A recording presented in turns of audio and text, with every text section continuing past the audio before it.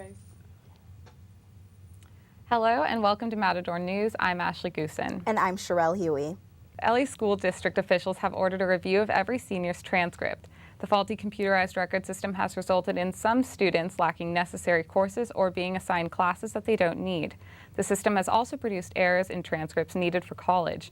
The district will hire 25 to 50 retired counselors and administrators at an estimated cost of $15,000 to $25,000 a day to aid with transcript reviews.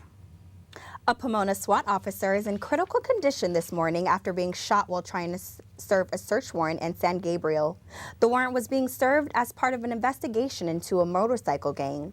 The shooting occurred at the suspect's home at about 2 o'clock this morning. Officers did not return fire, but did manage to capture the shooting suspect, who is now in custody. Officials have yet to identify the suspect as the investigation is still ongoing. Ventura County Sheriff's officials say a deputy has been struck and killed during a routine traffic stop. The deputy, identified as 41-year-old Eugene Kostyuchenko, had pulled over a driver on the northbound 101 freeway at Lewis Road around 1:15 this morning. The deputy was walking back to his patrol car when he was then struck by another car, which then sped off, eventually crashing near Las Posas Road. The hit-and-run driver was also later arrested on suspicion of driving under the influence. All CSUN Greek life remains at a standstill this morning following a possible hazing incident at the Pi Kappa Alpha fraternity. CSUN Vice President of Student Affairs, William Watkins, says all current pledges cannot participate in further pledging activity. Individual fraternities and sororities, together with their national chapters, will determine pledges statuses. Watkins says there will be no new member intake activity for the 2015 spring semester. CSUN President Diane Harrison plans to speak with the Greek community on October 31st. Students and staff at CSUN are preparing for the annual celebration of the Day of the Dead on campus, and Matador News reporter Briseida Holguin is live in the newsroom with more on that story. Briseida. For Day of the Dead, the Metro organization has collaborated with a few classes to create on-campus events. Chicano Studies Professor Yraina Cervantez says this is the second year they have held Noche de Ofrenda.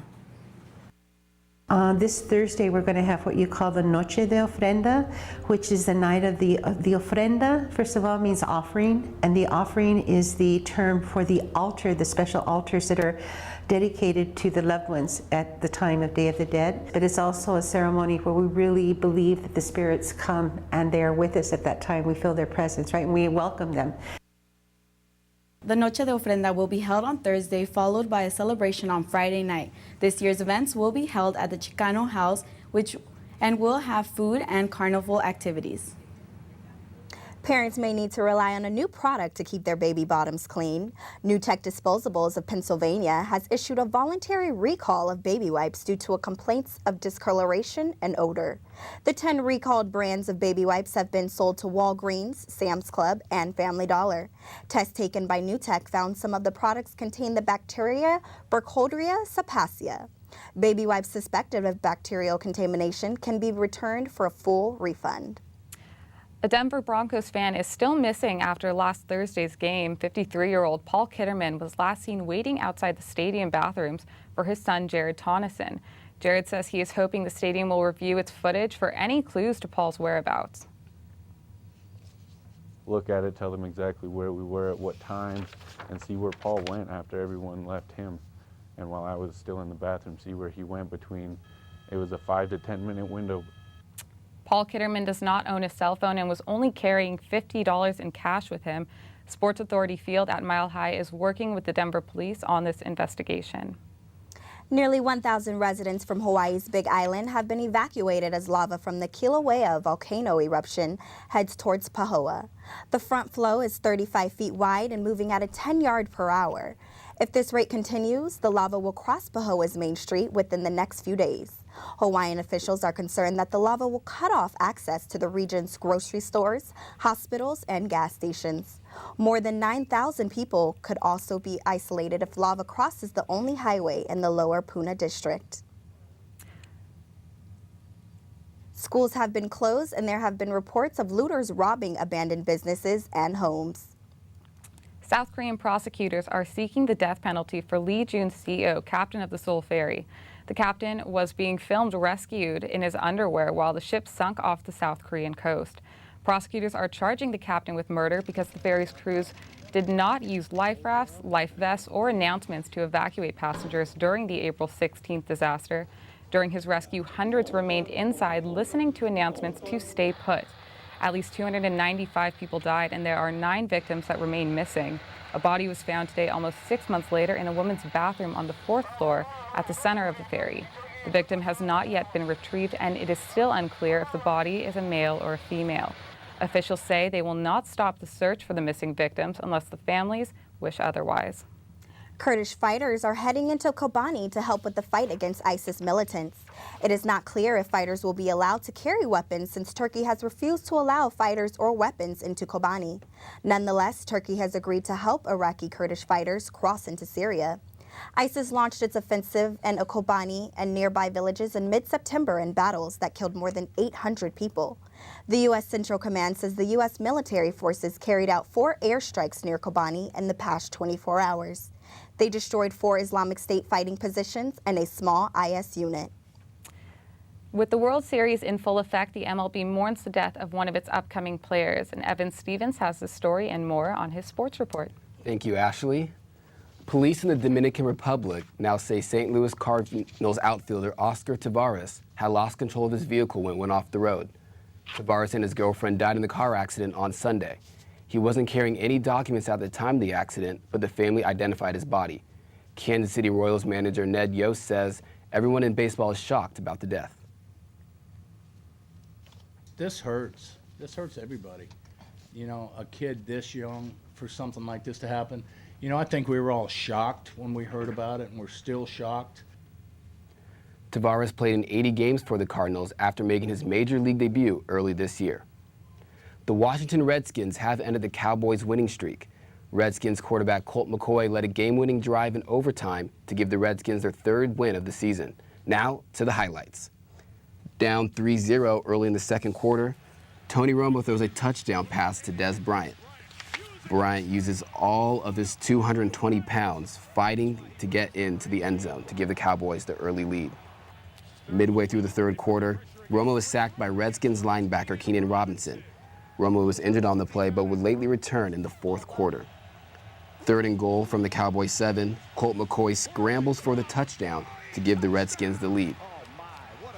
Dallas would score on the next possession, but the game would go off to overtime. On the first possession of overtime, Colt McCoy completes a pass to tight end Jordan Reed, who makes the circus catch. This play set up a field goal, giving the Redskins the lead. Dallas has one last chance. 4th down, Romo is under pressure, but the pass is incomplete. The Redskins would then upset the Cowboys and beat the leading divisioners 20-17. And the NBA season is officially underway. There are 3 games on the slate, with the defending champions San Antonio Spurs opening the season against the Dallas Mavericks. Kobe Bryant will also make his return to the court after playing only 6 games last season. The Lakers will entertain former Laker Dwight Howard and the Houston Rockets tonight at Staples Center. And it's win or go home for the Kansas City Royals. Game 6 of the World Series is tonight, and the Royals trade the San Francisco Giants 3-2. The Giants are trying to win their 3rd World Series in 5 years. The game will be played in Kansas City with recent history on the Royals side. Over the last 30 years, the home team has gone 22-3 in Games 6 and 7. Yordano Ventura gets the ball for the Royals, and Jake Peavy will be on the mound against the Giants. Now let's toss it to Ken Harvey with the latest news in business. Thank you. Wall Street pundits are predicting the Federal Reserve will announce an end to its stimulus program this week. The change reflects the belief the American economy is getting stronger. The announcement may come on Wednesday after the Federal Reserve Open Market Committee ends a 2-day meeting focusing on interest rates. The stimulus programs were introduced in September of 2008 as a result of the Lehman Brothers bankruptcy and the economic recession. With the Fed currently buying $15 billion in assets each month, pundits are worried this could generate bubbles in the stock market. At last check, the Dow Jones is at 16,938.54, an increase of 147. An army of Twitter users has caused Walmart to remove a category name on its website and to send out apology tweets. Fat girl costumes was a category listed on the site for plus-size Halloween costumes for women. A reader on the women's website Jezebel first noticed the category yesterday and reported it to the site. Jezebel then posted screenshots of Walmart's website showing the costumes and the fat girl category designation. Walmart's Twitter account features an apology and calls the category unacceptable. Now here's Evan Stevens with your health news. The second nurse in Dallas who contracted Ebola is free of the virus and out of the hospital. Amber Vincent is one of the 2 Dallas nurses diagnosed after treating Liberian citizen Thomas Eric Duncan, who died about 3 weeks ago. Vincent's been in treatment at Emory University Hospital in Atlanta. She appeared this morning with Emory's Infectious Disease Unit Director, Dr. Bruce Ribner. After a rigorous course of treatment and thorough testing, we have determined that Ms. Vincent has recovered from her infection with Ebola virus and that she can return to her family, to the community, and to her life without any concerns about transmitting this virus to any other individuals. I'm so grateful to be well, and first and foremost, I want to thank God. I sincerely believe that with God, all things are possible. Nina Pham, the other nurse who treated Duncan, was declared Ebola-free on Friday. Vincent's release leaves 1 confirmed Ebola patient in a U.S. hospital, Dr. Craig Spencer. U.S. facilities have treated 9 Ebola patients in recent months and only 1 has died. Ebola has killed more than 4,900 people, mostly in West African nations of Liberia, Sierra Leone, and Guinea. Overdoses involving prescription painkillers are now a leading cause of injury deaths in the U.S. The LA Times says opiates caused 68% of overdose treated in emergency rooms between 2010 and 2012. Hospital care for overdose victims costs an estimate $1.4 billion. U.S. Attorney Eric Holder wants police departments to provide officers with naloxone, a fast-acting antidote that can reverse overdoses and prevent death. California Governor Brown has signed a law allowing people to buy naloxone with a prescription. And one part of Proposition 46 on the November ballot would require California physicians to check on the patient's drug history before prescribing certain drugs, a law already in place in most states. Now let's toss it back to Ken Harvey for some entertainment news. Thanks. A Google executive has broken the sound barrier and set several skydiving records after leaping from the edge of space. Alan Eustace ascended into space on a helium-filled balloon during Friday morning sunrise in New Mexico. It took more than 2 hours to reach an altitude of almost 136,000 feet. Eustace jumped from the balloon and hit a top velocity of 822 miles per hour. The executive's special spacesuit and parachute gave him stability and control despite the intense freefall. Eustace jumped as part of a project by Paragon Space Development Corporation. The corporation is developing a self-contained commercial spacesuit that will allow people to explore 20 miles above the Earth's surface. Well, Walt Disney Animation Studios has announced its latest princess, and her name is Moana. Moana's Facebook page describes the film as a mythic adventure set around 2,000 years ago across a series of islands in the South Pacific. The character will be Disney's first Pacific Islander princess.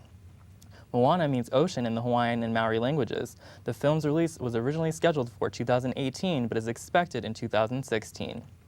And now we go to the Sundial with Matador news reporter Joaquin Reyes and a member of the cast of Carmen opening at the VPAC on Halloween.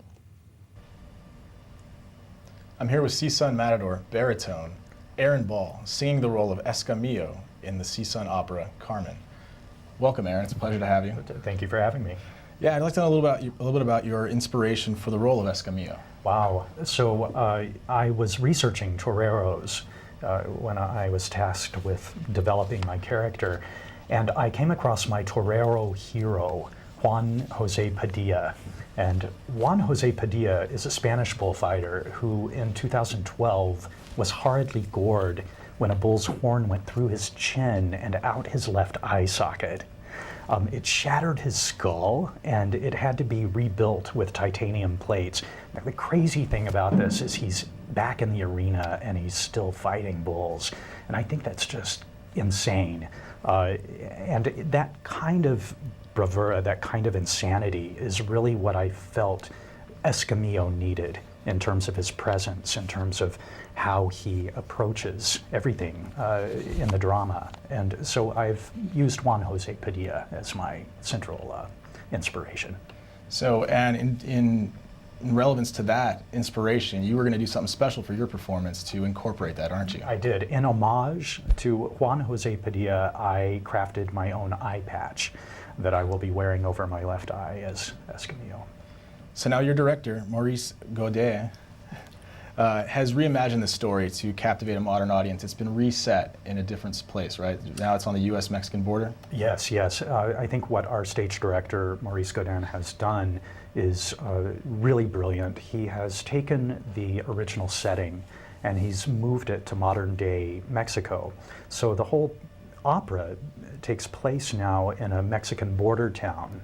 And what he's done with the militia in the original opera is he's now turned them into border guards. And the smuggling in the opera is now translated into human trafficking. And I think what this does is it really helps speak to the timeliness of the issues surrounding illegal immigration that we're very familiar with here in Southern California, and the seemingly dominance of America over Mexican culture along these borders. And it just really makes the opera very relevant to today's audiences. It's quite brilliant. Very nice. Now, I think we also have a clip of you as Escamillo singing the Toreador song. Uh-oh. So let's see that clip. Toreador, gare, Toreador, Toreador.